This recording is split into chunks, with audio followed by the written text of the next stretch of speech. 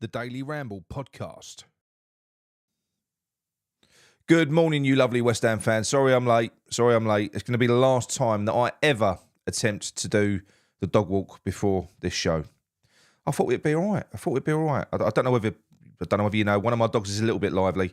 And there was a bit of an issue this morning. Nothing major, but could have been. So I'm a little bit...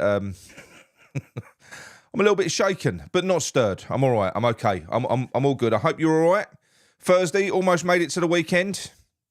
I'll go through the comments in a minute. So, look, as always, if you're new to the channel, please subscribe. And don't forget, drop a like on the video because it does really help us, especially this time of the bloody morning.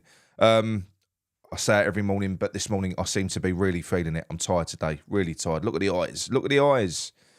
So I'm going to do my best to battle through this today.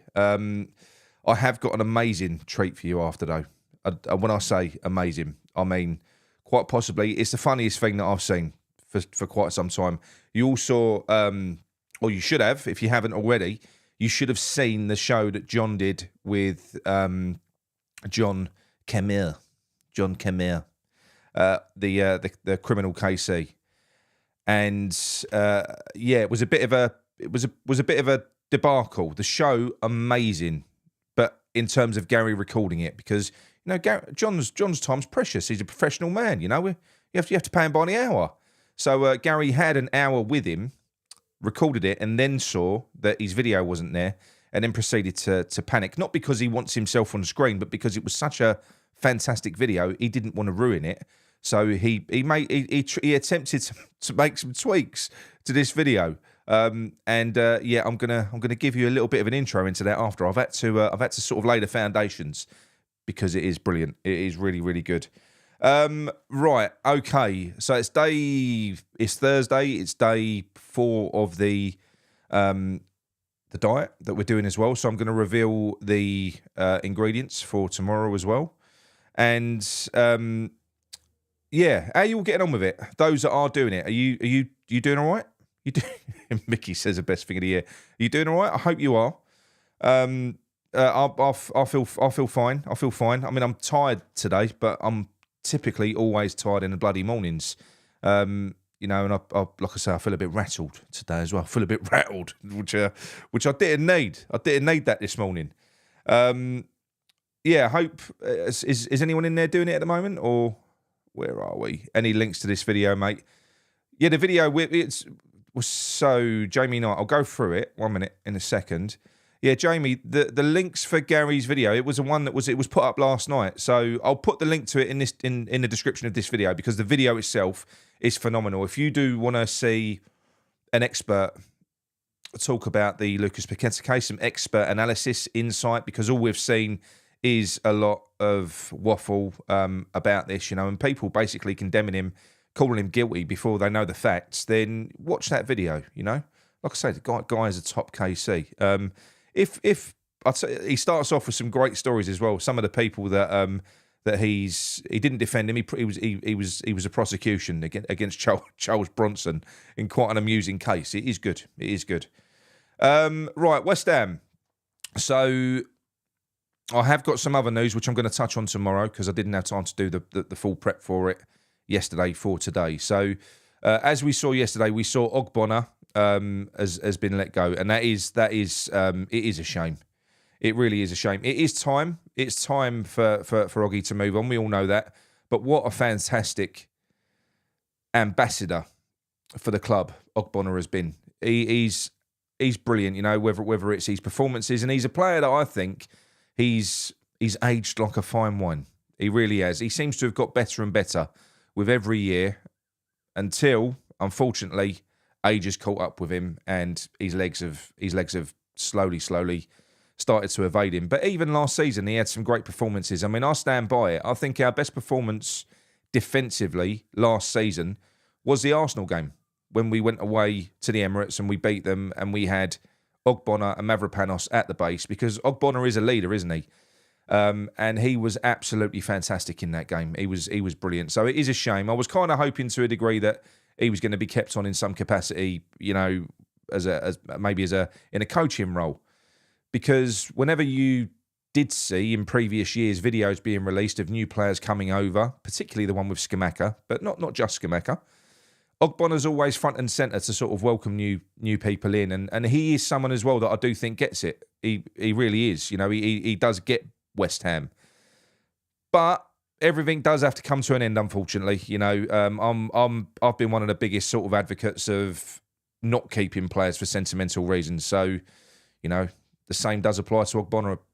It does. You know, we are embarking on a new era. This is going to be a new West Ham. I do think it's going to be a bit of a ruthless rebuild. I know people are getting very, very frustrated. Not us lot, because we're sensible. But other people are getting frustrated because they don't understand the fact that the transfer window ain't opened yet. Why haven't we signed anyone yet? Because the transfer window ain't opened. That's why. Opens on the 14th for domestic transfers. Opens on the 1st of July for international transfers. That's why we haven't signed anyone yet. The Gilherme deal looks like it's almost done. Said it before. I'm gonna quote Romano. He's obviously been commentating on all of West Ham's business, particularly South American business, and this Gilherme deal is looking like it's going to be done. Now, it is, as I've already said, it isn't done until it's done. But Tim has been out there forcing this deal through, and the player is said to be, according to Romano and others, is expected to be sort of flying over to West Ham for his medical. Now, I don't quite know how that works, because the digging that I did on signing players before the windows open is that nothing can be binding until, nothing can be legally done until the window opens. That's what I've been told. So I don't know why we'd be flying the player over now, but apparently we are. So maybe I've got it wrong. Maybe we can. Maybe there is stuff that you can do. But I think it is rare, though, isn't it? I think it is rare, particularly for an overseas player. I mean, I've used Flynn Downs as an example, but Flynn Downs is a West Ham fan, so you can understand him doing what he did. But I think typically, once you get agreements in principle for a player, something bad's got to go wrong for the wheels to come off. So, yeah, I'm really confident about this season. I've already touched on, you know, Alexi Garcia and a few other players as well. There's tons more rumours. I'm not going to go into all the transfer rumours now. It is going to be a new look West Ham team, though. It is. The other player that I will touch on tomorrow is the Fenerbahce left back / right back, because he's played a lot of his time out at left wing back. I looked into him yesterday, but he's right footed and he can also play right wing back. This kid is impressive. I mean, really, really good. Like, amazing. Again, I'm not going to butcher his surname. Ferdy, I'm going to call him. Mustard. Absolutely mustard. And that, again, is a type of player, because that is a position that we've got to take seriously, right? You know, we've always gone for the big flash positions. Your number 10s will spend a lot of money on. Your strikers will spend a lot of money on. In David Moyes' reign, he'll spend a lot of money on a defender, you know, because he loves a defender. You know, they're all important. They're the core of the team. But I do think that the wing-back and the full-back position is equally as important now. That's where a lot of your goals come from now in a modern style of play. It is. If you look at Leverkusen with Frimpong, you know, they wouldn't be the same team. And who's the other chap they've got out on the left-hand side, the Portuguese bloke? I can't remember his name. But those two players have been so important to them, to the way that they play. You know, you do need players that can penetrate and overlap. And as people have said before, especially if you do play in a formation where you've got wide inverted attackers. I know Lopetegui doesn't always play with inverted wingers, but when you do play with inverted forwards, you need wide players that can overlap and get the supply in from wide areas. So, yeah, it's going to be interesting what happens next. But what I'm going to do, I'm going to take some. Let's go for the chat first, just very, very quickly. 1 minute, because there shouldn't be too many of you in here. So we got Mickey. We've got Tanya. All the girls are up early, look. Tanya Miller, morning. We've got Nick. We've got Leslie. Stuart. Ben. I'm going to zip through these and say good morning to you all at the end. We've got Jay. I know why he's here. I know why Jay's here. We've got Nick 1. Gazwads. Just trying to find unique names here. 1 minute. Dino H. Mr. Steady Hands. Mr. Steady. Are they still steady this early on a Thursday morning? Or are you starting to be a little bit shaky like me? We've got David Riley. We've got Paul Millsy Mills. Mark Rumnells. Where are we?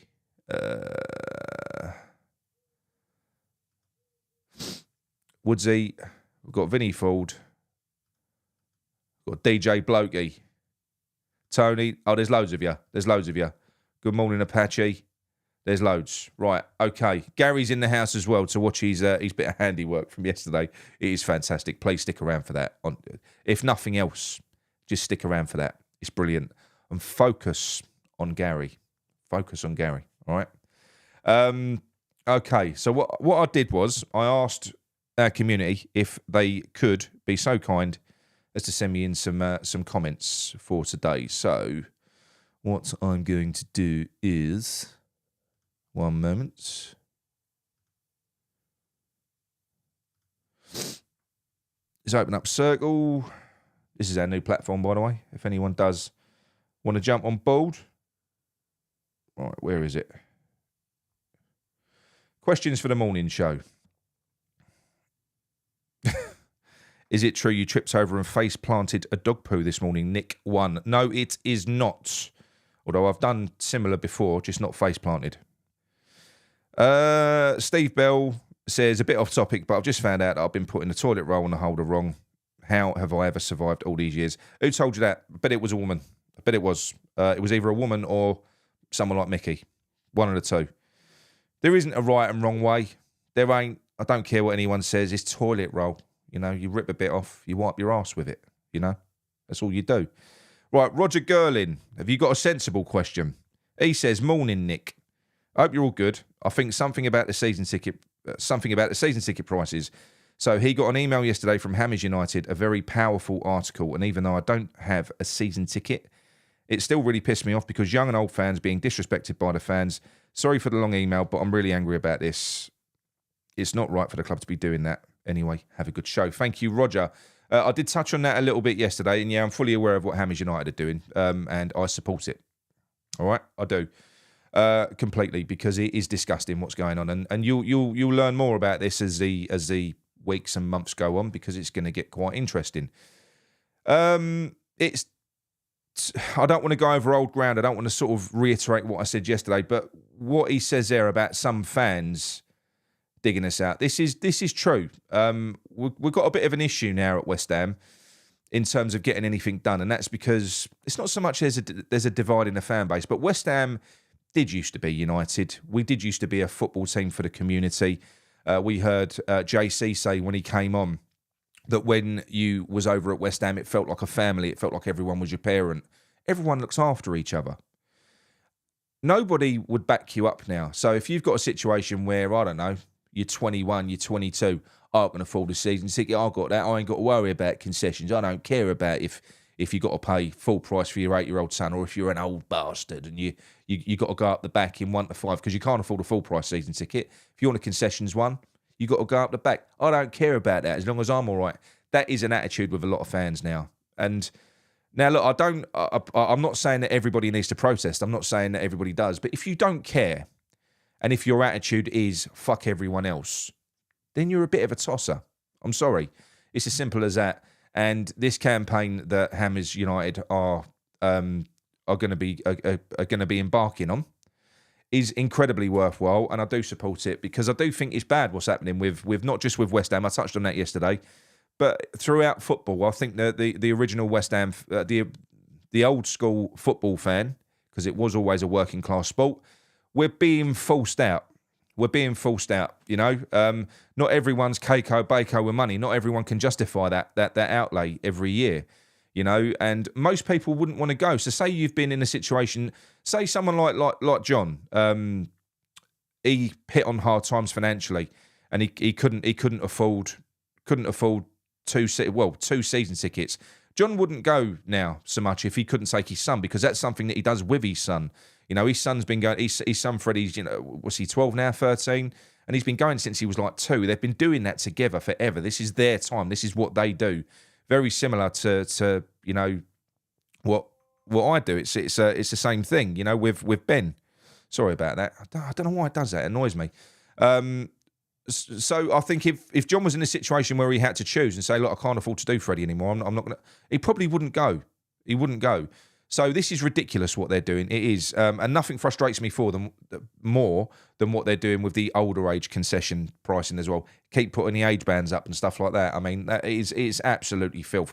What are they doing there? I mean, we worked out yesterday, right? So I had a chat. I had a bit of a back and forth with someone from our community and talking about the 4,000 people that hadn't renewed their tickets. And I said, well, look, it's unlikely to be 4,000 concessions because especially now, if you've got a concession price seat, you would have to be mental to let it go because getting it back is going to cost you twice as much. So it's likely that the 4,000 people that didn't renew were probably full price. So if you took that at an average of £600 a season, if you balance it out between upper and lower bands, you're looking at about 2.5 million.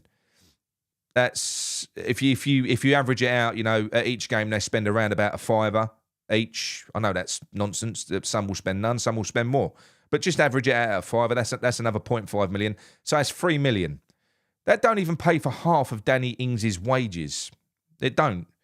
This is how little I do feel like the football fan inside the stadium means. I don't think it matters. I think all the money comes from TV revenue. You can't hold them to ransom. They don't care. They want people in the stands. Gary said it before, but I do believe that and I am sorry if I'm going to piss people off by saying this, I think that football fans in the stadiums are no more than window dressing for TV now. I think I'm not saying the players look at it like that. Of course, you always want to play in front of a packed out stadium. But I do think that that's the way that you are looked at by the owners of clubs, and that's why you get treated with such contempt. You're not important.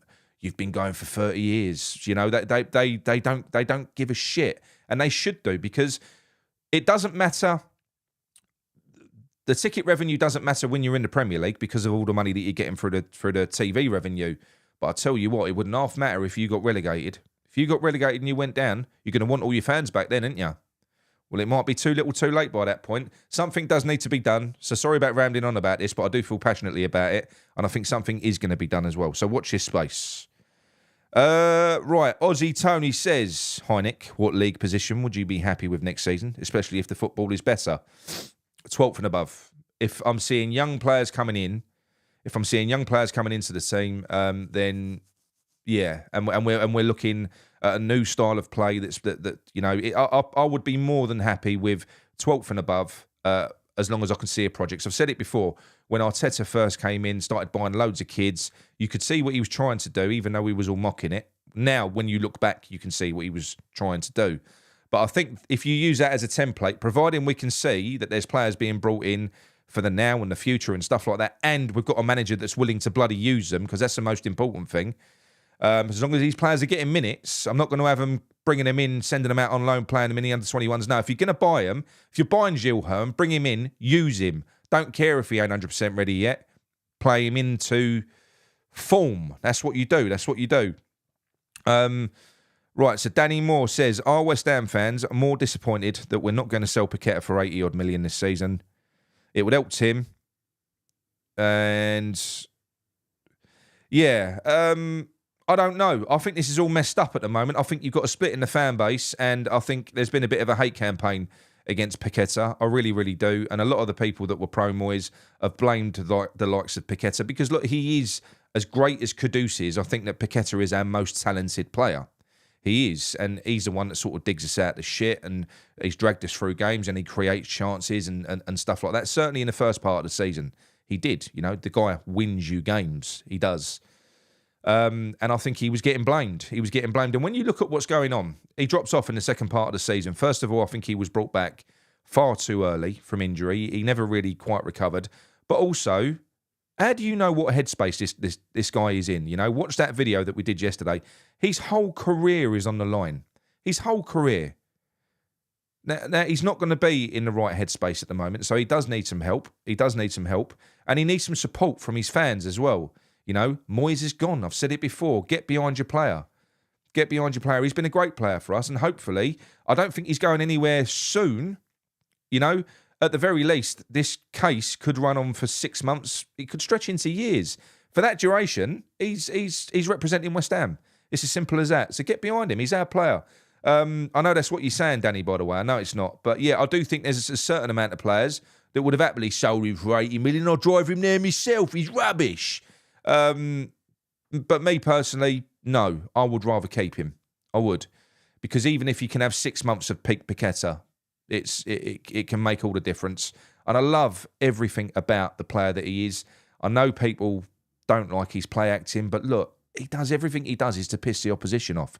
It's to get under their skin. If he ain't kicking them, he's going down like he's been shot when they breathe on him. He does it to get under their skin. He creates conflict. I love him as a player. I can't help it. Thoughts on Gary Killington's video with the barrister? I've already touched on that, Nick Thornton. William Westhrop. Hello, Nick. Who's your favourite West Ham player of the Premier League era and favourite non-West Ham player of the Premier League era? It's different, isn't it? Favourite or best? I'll go with best. The best player that I've seen in Claret and Blue is without question Dimitri Payet for that season in 15-16. It was amazing. It was magical that year. You know, you can tell when someone's truly world class because they bring the levels up of every single player around them as well. You know, Mark Noble looked like bloody Tony Cruz that season, and he's a great player. No offence, Mark Noble fans, but I'm saying his level went up substantially. Cresswell was fantastic. Even Antonio, you know, he just made everyone better. Payet, he was wonderful. I would love for him to have stayed. Favourite West Ham, what's this? And favourite non-West Ham player of the Premier League era? Non-West Ham. God, I don't know. That's a difficult one. I don't know. Because most good players piss me off because they're on opposing teams, you know. I don't know who it would be. I don't know. Because the best player that I will have seen in the Premier League era, in the Premier League, will have been Ronaldo, but he ain't my favourite player. No, I don't know. I don't know. Sorry, mate, on that one. I haven't really... Like I said to you, good players tend to piss me off. One moment. Sorry. Stop. So, what are your thoughts going into the Euros, and do you have any streams after the England games planned? Yes, we do have plans for streams. I think we're going to do all right in the Euros. I think we'll do well. I think we'll get to a semi-final or a final. And then Southgate will turn into Southgate again. It's very Moyes-like stuff, isn't it? Nick, you're very greedy with your questions, by the way. Right, hang on. So, Will Whitney says, do you think this...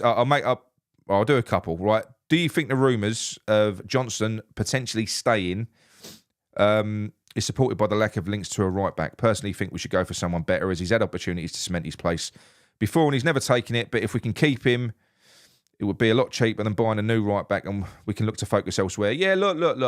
I agree. I'm a Ben Johnson fan. And I did say, I've said that yesterday, we seem to be not linked with loads of fullbacks, although I did just speak about Ferdy, who is right-footed and he's a fullback. So we are linked with him, but he would cost some money. You're looking at about 30 million. For me, if we can convince Johnson to stay, we have to do it because I do think he is a solid Premier League player. Do I think he's a world beater? No. But how much would it cost to go out and buy Johnson now? You've got to be looking at about 20 million.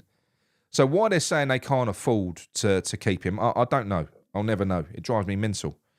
But yeah, ultimately, I would like to keep Johnson. You know, and I'm pretty sure that they all would.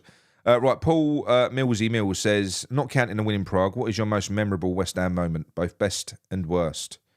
Most memorable West Ham moment will always be the last game at Upton Park. It always will be. That's more memorable for me than Prague. I relive it all the time, you know, when you watch Iron Men and stuff like that and all the videos that I've got because I was there with my two boys and it was just the best day ever and it was magical and it was, you know, the absolute peak of the perfect season. It was. And that's a typical example of when I say I don't care about what we win because as much as we've done with David Moyes, nothing compares to that season for me. The whole experience, the journey of 15-16 where we beat everyone and we enjoyed the football. It was brilliant. It was wonderful. That whole journey. And we won fuck all. But it didn't matter. It was my most memorable season. It was beautiful. I loved it. It was the most West Ham thing ever and we haven't managed to even get close to it since. So yeah, that for me was it was the last game. Best and worst, fuck off. Best and worst. So the worst one was the FA Cup final against Liverpool. Yeah, best day out ever, and then that happens, and your heart gets ripped out, and then I have to share a car journey with Gary all the way back from Wales, where we didn't say 2 words to each other. It was heartbreaking. Gerard, bastard. Mickey says, why have I created a lisp? Thinth, I did the fast. I don't know what you're talking about, Mick. Got no idea what you're talking about, mate. Yeah, right, so that is that. Right, quick tip, everyone, for those that are on the platform. Bodger, you can thank Bodger for this. You know we've got our West Ham newsfeed where we get all of our rubbish news articles come through from all the sites. Right, you know they're poppy-uppy, didn't you? But if we go into... Let's go into this one. Not that one. It works for all of them. Here we go. You go into a Claret and Hugh article. You click on the link, right? And then what you do, you see in the top left-hand corner, you've got the AA. Click on that. Normally, what you get... Hang on, it's done it automatically. Normally, what you get is that, with all the pop-up stuff, and, you know, it drives you mad. But if the second you go into this website, you do this, show reader, have a look at that. It strips out all the pop-ups and just gives you the text. That's all it gives you. So if you get into the habit of doing that, the minute you go into an article, you never see another pop-up. It's beautiful. It's beautiful. But yeah, look, that's it. That's enough of that anyway. 1 minute. Let me see if I can just get rid of that. Also, I'll leave this up as well. Anyone who is interested in joining our community, the Claret and Booze Network, all you got to do in your web browser is type Claret. Is that a dash or a hyphen? Booze.circle.so. It will bring you to the login page, and then there's a sign up button. Sign up. We'll see you in there. It's good. It's good stuff. You know, we like it. We like it. Right. Okay. So, John Camer is here. Really annoys him. That does. To get the incorrect pronunciation of his name. It does. But he will forever be known as John Camer now. Okay, I'm gonna show you this video now. So we're gonna have a day off on a masturbator because this is just gold. All right. Are you ready? Brace yourselves. Now I'm gonna set the scene again. Gary's waited ages to do this video with John. Right? He's waited ages. They've recorded for an hour. John's time is money. Time is precious. He's done it once. He ain't doing it again. Gary didn't realise that he wasn't on the screen. So when you're on StreamYard, you can see yourself. You can see the person next to you. It's like a Zoom call, and John gets the same the other end. But John couldn't see Gary, but John didn't know. He's never used StreamYard before. He didn't know that wasn't supposed to be the case. And that's what has been recorded, is what John could see versus what Gary could see. So once Gary's reviewed the video, he's seen that all he's got is a black window, right, where he should be. Gary panics because it's a great video. He's like, what do I do? What do I do? So what do you think Gary tried to do? Here we go. Focus on Gary. Focus on Gary.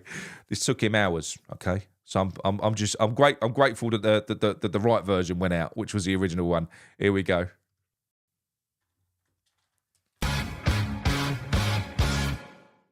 The Daily Ramble on Claret and Booze. Good afternoon and welcome to the Daily Ramble here on Claret and Booze. My name's Gary and we have a very special Daily Ramble for you today, focused entirely on the case against Lucas Paquetá, or Paquetá as some people like to call him.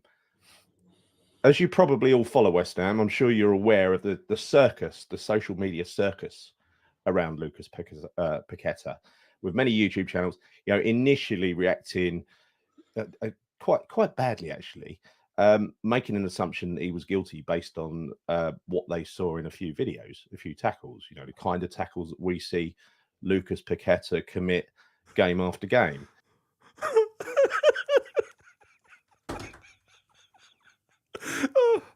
Oh, that's the first minute.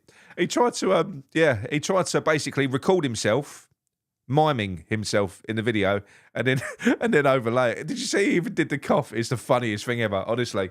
It's brilliant. It's so funny. Yeah, very, very good. So look, I hope you enjoyed that anyway. I hope you enjoyed that. Now, where are we? We're up to 29 minutes. So I'm going to close this one because I've actually got something I've now got to go and take care of. Because like I said, we did have a drama this morning. So I hope you enjoyed the show. I'm going to leave you with Jay, and I will see you in the morning, where hopefully I will have done the prep for what it is that I want to talk about.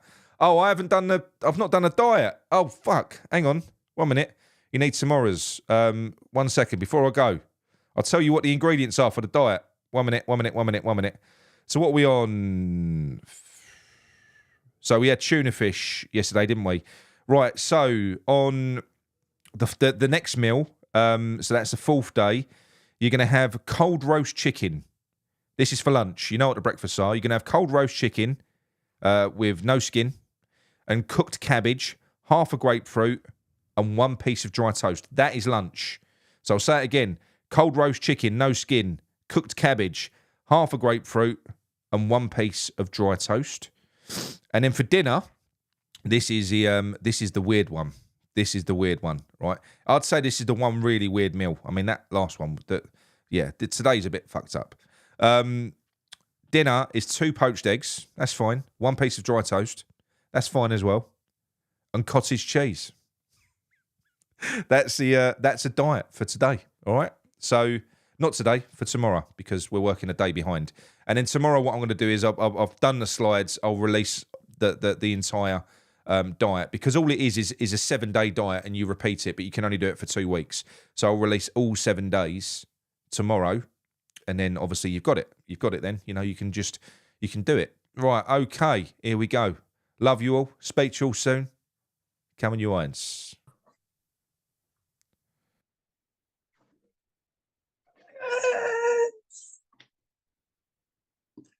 Hammers, gabbies, thumbs. Oh, if you know, you know. Anyway, day 4 of Nick's journey into morningness. Well done, Nick! He's been good, isn't he? Eh? He's dropping the pounds as well as keeping up this amazing diet. Shout out to you, Nick. Anyway, bit of inspiration today. So, yes, we spoke about feelings and the fact that you have always, will always, and are in control of your feelings. It's your choice how you feel all the time. Today I want to talk about kindness.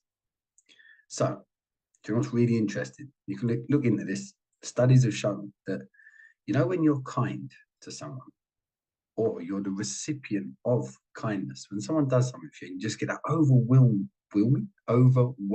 feeling of gratitude, and it sort of floods through, especially when you get a genuine surprise.